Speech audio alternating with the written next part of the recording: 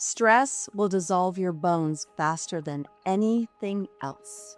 And stress management is critical for healthy aging, strong aging, powerful aging, for taking control of your bone health naturally, and all of that. Stress management is critical because your bones store the minerals that the body needs during the stress response. So what you watch, what you take in, is going to stimulate that stress response internally. And right away, your body needs things to manage whatever it feels, especially if it feels threatened, especially if it feels unsafe and it feels like it needs to move. Then you need blood to go to your muscles and you need the ability to get away, to run, to find safety. So when your stress response is triggered, one of the first organ systems to respond to stress are our bones. And so managing stress, being aware of this factor, if you are trying to maintain your bone strength, your bone density, your bone quality for fall and fracture prevention and to be as strong as possible, then stress management is critical. And I'm going to say at the top of the list of things to focus on every single day. The practice of yoga is an amazing way to use the appropriate stress to demand more strength, flexibility, better alignment, and balance. And it also has so many tools to manage mental emotional stress, because mental emotional stress leads to biochemical, physiological stress that breaks down our bones. If you're tight, you have tight joints, they press into each other. That creates pain. If you have pain, you're going to move less. If you move less, you lose more. And that breakdown and that weakness leads to more pain and more suffering. So really nipping things in the bud, taking control is so important. And my experience as a yoga therapist teaching live classes and watching thousands of bodies over the years, I have experienced the breakdown, where people end up, and that there's certain things that happen, right? All day our head is forward. So if we have our forward head, that postural stress on our spine shows up in our shoulders, shows up in our back, shows up in our hips, shows up in our knees, our ankles, our feet. So really the word stress is not just the mental emotional and what we're experiencing and exposed to. It is bigger than that. The word stress is when there are straws being put on the camel's back, or when something is out of alignment, off balance, off center. There's going to be breakdown or wear and tear. So the practice of yoga has the physical practice to align your spine and your joints to minimize wear and tear. And the more aligned you are, the better aligned you are, then you actually can create stronger forces to build stronger muscles and to stimulate bones. So that's really critical, the alignment, the posture piece. Then we have the flexibility, because the more bendable you are, the less breakable you will be.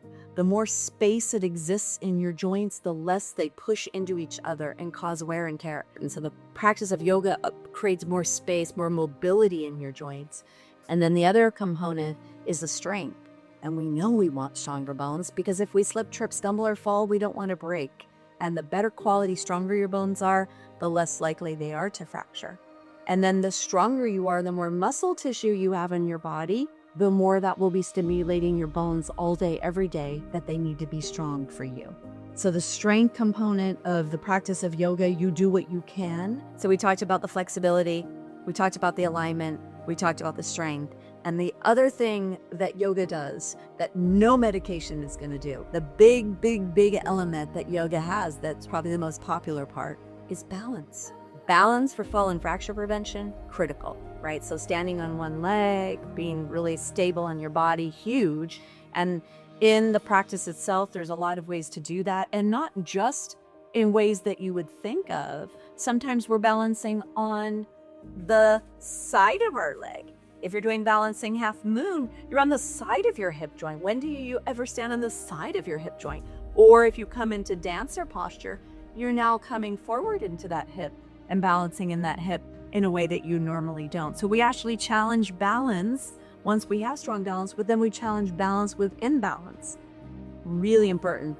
And I'd like to also say that the other components of the practice of yoga is mental emotional balance.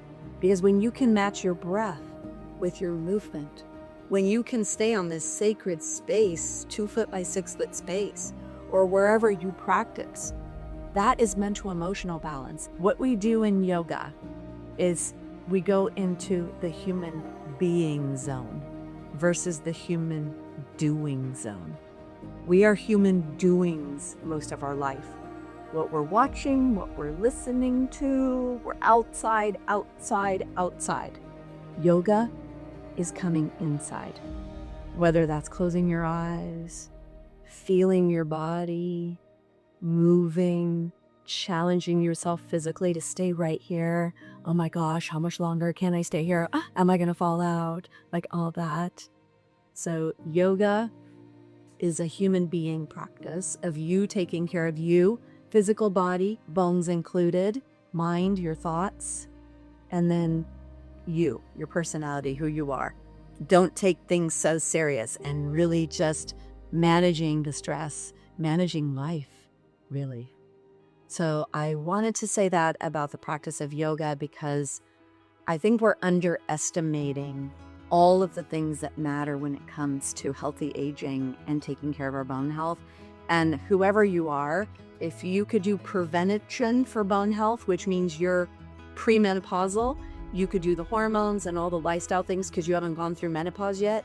That prevention world is jumping, bouncing, heavy weightlifting. That may be you. Great.